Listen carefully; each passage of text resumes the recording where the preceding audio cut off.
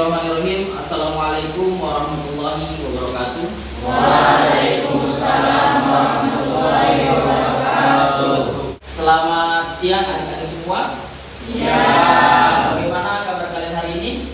Baik. Sepertinya perkuliahan pada siang hari ini kalian sudah lelah sekali ya, karena sudah berkegiatan dari pagi hari. Ya.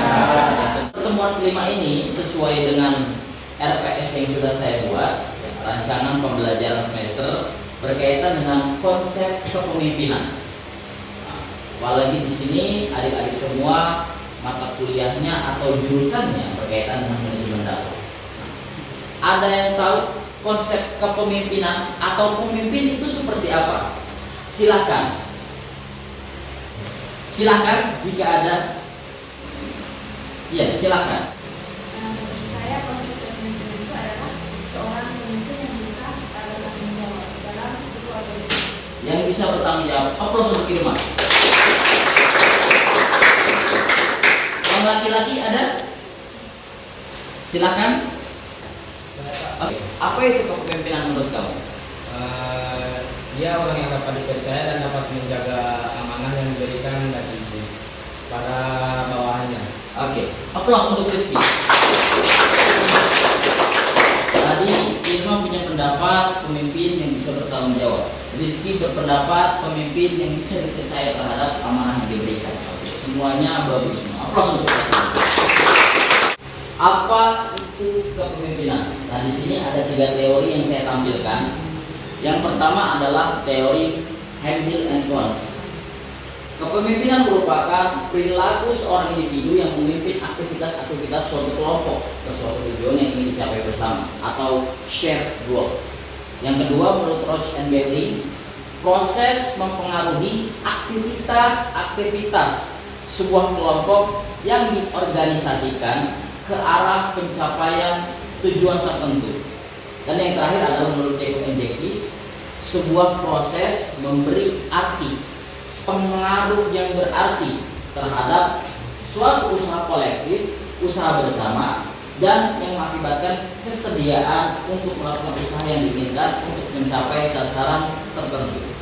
Selanjutnya adalah perkembangan teori kepemimpinan transformasional. Oke, di sini ada 2 teori yang saya tampilkan. Yang pertama menurut Weber dan yang kedua menurut Burns. Weber menyampaikan teori kepemimpinan transformasional merupakan otoritas para pemimpin karismatik bergantung pada kualitas luar biasa yang mereka miliki yang membuat mereka menonjol pada yang lain. Para pemimpin ini sering muncul di masa krisis dan mempengaruhi orang lain untuk mengikuti mereka. Kemudian menurut Burns, kepemimpinan transformasional merupakan proses mempengaruhi sehingga terjadi perubahan besar terhadap sikap, nilai, dan kepercayaan yang diinternalisasikan pada tujuan organisasi dan visi pemimpin itu sendiri. Dikarenakan pengikut harus mencapai kinerja dan harapan yang sesuai jadinya.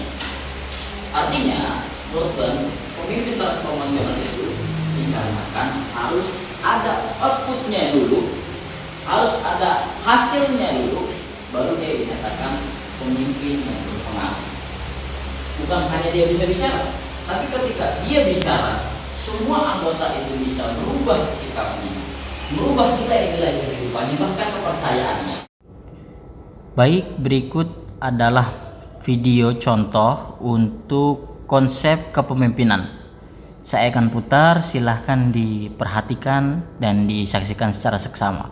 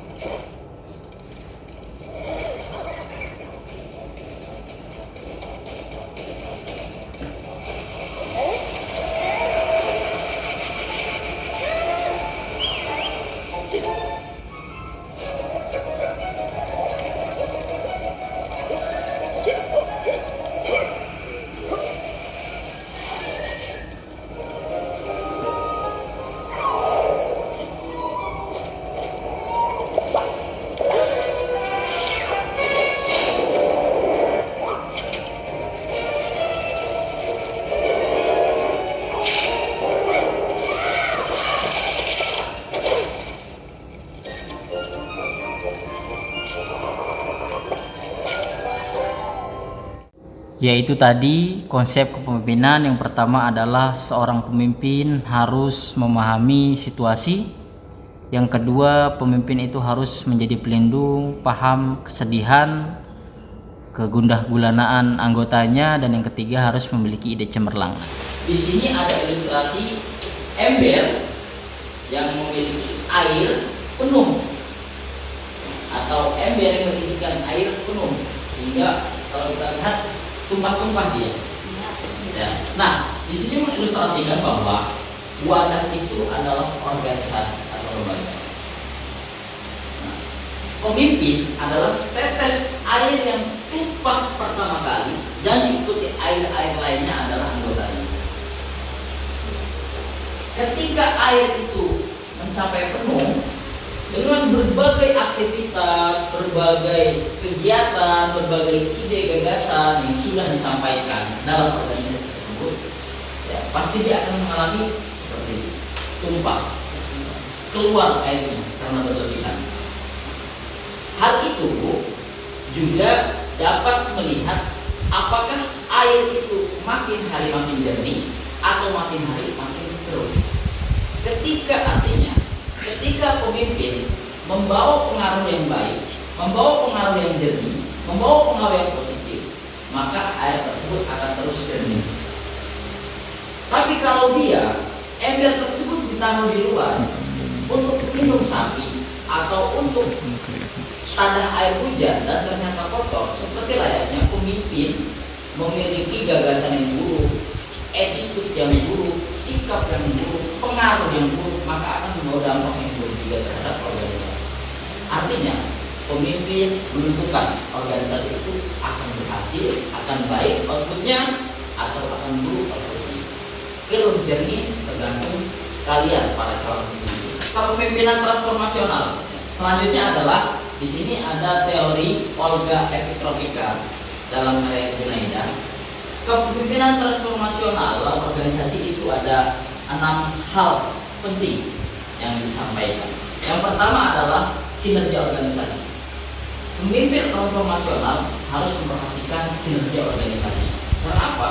Secara signifikan pemimpin itu berpengaruh bagaimana anggotanya bisa bekerja dengan baik. Yang kedua, orientasi pasar dan kepuasan. Pemimpin itu harus secara positif mengkoneksikan apa laba atau keuntungan yang diperoleh oleh organisasi dan apa kepuasan para stakeholder. Seperti contohnya kalian ikut di organisasi NU Nahdlatul Ulama. Kemudian yang ketiga adalah komitmen, membangkitkan komitmen para anggotanya terhadap organisasi. Satu tujuan bersama, satu kegiatan yang sama untuk hal yang positif bersama.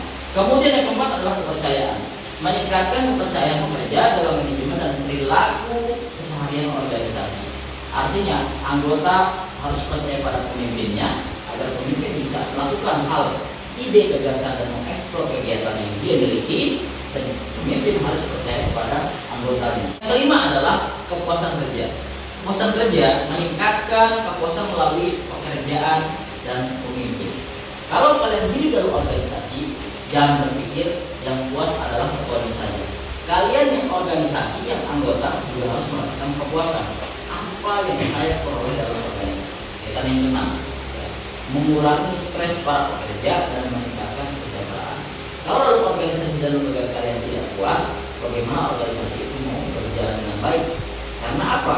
10 anggota, 1 pemimpin, semuanya harus sama-sama berpikiran positif dan berkegiatan yang positif. Pemimpin transformasional harus memiliki 2 gagasan penting dalam kehidupannya yang harus diimplementasikan pada masyarakat atau organisasi. Yang pertama adalah pemimpin harus mengubah, dan kedua pemimpin memotivasi para pengikutnya. Karena apa? Organisasi mempunyai manfaat, terutama karena dalam organisasi pencapaian tujuan akan lebih efektif dan lebih efisien apabila kita bekerja sama dalam situasi dan kondisi apapun. Ada 3 hal yang harus dilakukan kepada anggota. Pertama adalah sadar tugas. Pemimpin harus mampu menyadari bahwa anggota memiliki tugas yang penting untuk menghasilkan tugas kembali. Apa? Task force atau outcomes. Artinya apa? Ketika diberikan tugas, selanjutnya tujuan yang positif, hasil yang positif, maka akan menghasilkan tujuan dan pekerjaan atau tugas yang baru lagi untuk menghasilkan hasil yang positif. Dan yang kedua adalah kepentingan. Pemimpin harus mampu membujuk mereka melebihi kepentingan pribadi demi organisasi dan tim. Artinya apa? Kalau kalian masuk organisasi memiliki ego yang besar itu lebih baik. Yang terakhir adalah kebutuhan. Mengaktifkan kebutuhan mereka.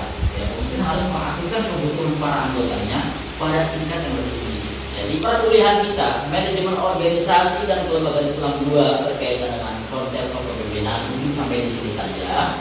Dan jika ada pertanyaan, silahkan disampaikan karena kita akan bertemu kembali di pertemuan ke-6 pada mata kuliah ini.